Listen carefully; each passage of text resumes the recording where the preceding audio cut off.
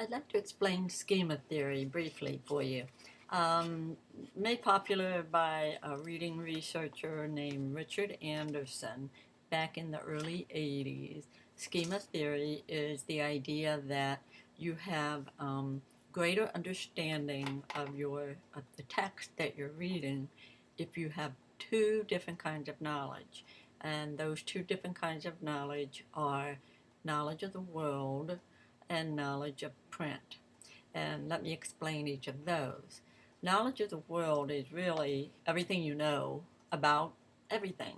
Your knowledge of animals and plants and history and math and your knowledge of concepts such as weather and love and anything that had to do with anything in the world, just your background knowledge in general. That's knowledge of the world. And the other kind of knowledge is knowledge of print.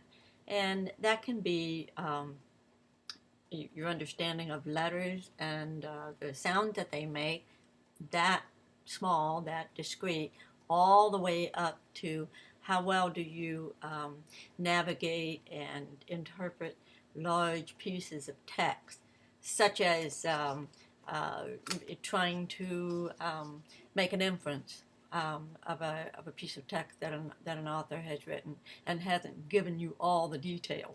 And you have to read between the lines to understand that text. That's knowledge of print as well. So your knowledge of all the subjects in the world put together with how well you can navigate text, how well you understand what to do with text, makes the sum of your background knowledge. And your background knowledge helps you understand what you read better. Anderson said that your background knowledge is just as important as what's printed on the page in understanding that. Now, not everybody agrees with that, but that's what this theory says.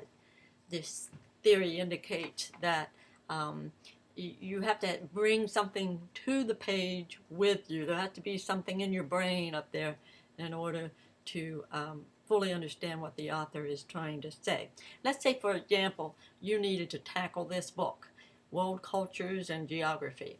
As you can see, it's a pretty thick textbook for 7th graders. And if you were to approach reading, say, chapter 1 of this textbook without any knowledge at all about geographical terms, like island, peninsula, or without any knowledge at all about different cultures of the world other than the one that you live in, you might struggle a little bit.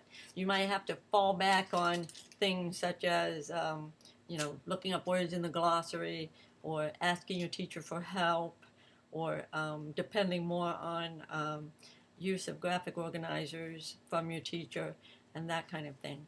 So if you had greater knowledge of or understanding of geographical terms and things, then of course you're going to understand this book a little bit better. Schema theory basically is the background of how we learn everything. We build upon what we already know.